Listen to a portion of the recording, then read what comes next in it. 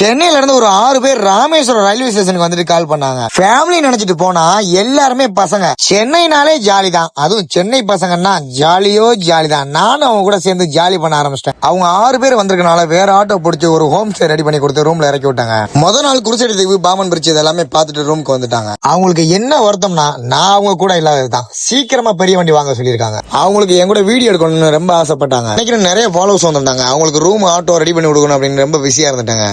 அவங்க தனுஷ்கோடி கிளம்பிட்டு இருக்கும்போது டீ சாப்பிடறதுக்கு ஒரு கடைக்கு வந்தாங்க. நானும் யதார்த்தமா அந்த கடைக்கு போனேன். அப்ப எடுத்ததுதாங்க இந்த வீடியோ.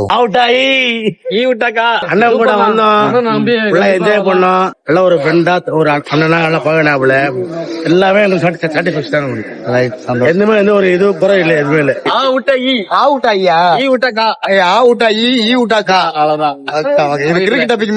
தெரியாத ஊர்ல தெரிஞ்சவங்க யாராச்சும் இருந்தா நல்லா இருக்கும்ல. உன்னால் முடிந்ததை செய், உன்னால் முடியும் என்றால் மட்டும் செய். அம்புடுதாங்க.